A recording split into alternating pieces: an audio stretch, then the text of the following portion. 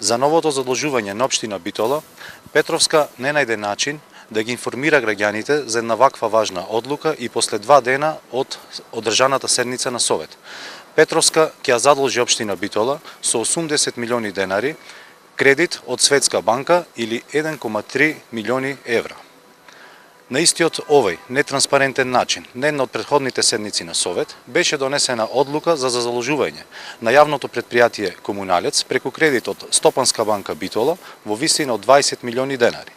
Што значи, се што успеа Петровска да направи во една година наназад, успеа да ја задолжи општина Битола и јавните предпријатија со кредити во висина од 100 милиони денари, пари кои треба да ги вратат граѓаните на општина Битола.